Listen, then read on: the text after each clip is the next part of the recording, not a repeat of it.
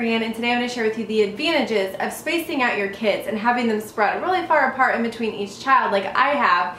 And then tomorrow I'm going to share with you the disadvantages. I have a 13-year-old boy named Sam, and then 5 years later I have an 8-year-old daughter, Charlotte, and then 6 years after that I have a 2-year-old daughter named Betsy. So I've had a baby for a decade, okay? We did not family plan from the very beginning. All of our kids were planned, but not in advance, if that makes any sense. So here are the advantages for spreading your kids out. One, when you spread your kids out really far, you parent differently because you've grown up. So when I first had Sam, he was born on my 21st birthday. I knew absolutely nothing about being pregnant, about having a child, nothing. And I was also the first of all of my friends to have a baby. So I didn't have the information that I had. When Charlotte came along, Facebook was kind of like the new up and coming thing. And so when I had a question, I could go and ask my friends and get some answers. And then with Betsy, her entire pregnancy and life has basically unfolded on YouTube.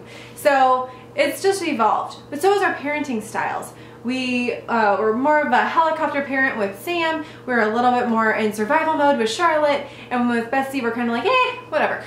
You grow as a parent, you mature, and you kind of get another chance to get it right, right? When we were thinking about being done having kids, we kind of thought it was sad that we were gonna miss, you know, going to the park and pushing them in the swing. Holding a little one, taking them and experiencing the world through their eyes is something that is just amazing to see. One of the advantages of spreading your kids out is giving that little one almost undivided attention. Yes, your attention is divided, but for the most part, when Charlotte was born, Sam was going off to kindergarten. When Betsy was born, Charlotte was going off to kindergarten. So you have this one-on-one time when they're really little, during those really formative years, where you get to be the one that helps to form them and to speak into that. One of the other things that kind of ties into that is the products that we've gotten to try over the years. We'll talk about the disadvantages to that in the next video. Things change. So for example, when Sam was little, we just gave him a bath in the sink. When Charlotte was little, we had the little fold-out bath that you sat on the table and you made it all warm and they hated it anyway. And then with Betsy, we used the Prince Lionheart tub. I will put a link to the review on that down in the description box. And so it was really fun to be able to try different products. Of course, we also had to try the nose Frida too.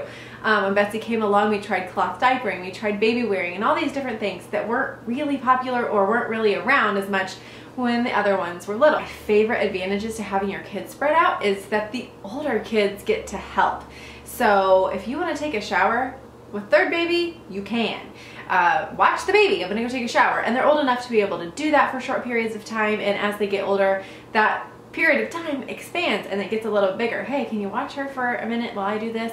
It's great. So you kind of have built-in babysitters, but they don't even consider it babysitting. They consider it playing with their sibling. Or because they're so spread out, I don't have a lot of that sibling rivalry. I don't have a lot of fighting. They take care of each other. They respect each other for the most part. Especially Sam, who is 13, and Betsy, who is 2, really has more of like a parent role with her, where she depends on him and she can take care of her and she goes to him if he's around, you know. So it's a beautiful, beautiful thing. For the younger baby who comes in with these older siblings, they seem a lot more advanced. Betsy can do and say and be a lot of things that my other ones probably weren't at this age because she's so heavily influenced by her siblings. She wants to be right there with them. She wants to be doing those things too. And as your kids grow up, their responsibility increases. Your kids are probably starting to do chores around the house, picking up after each other.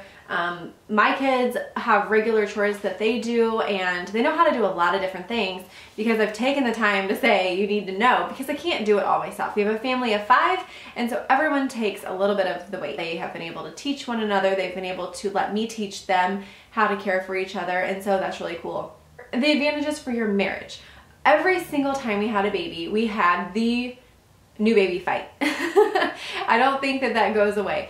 Every single time, whether it's been 5 years, 10 years, division of labor is mixed up again, and who's going to do what kind of becomes this fight that you have every single time. But because you've been a team and you've been parenting for all of this time, like, you guys know how it goes. You know that the fight is temporary. You know that you'll work it out. So you tend to laugh at those little things that may have gotten you into a tizzy with child number 1 or child number 2. So those are just some of the advantages for spacing your kids out. I'd love to hear from you guys if you have spread out kids, what you thought I missed, and also look for tomorrow's video for the disadvantages of having your kids spread out. All right, guys, thanks so much for watching, and I will see you tomorrow.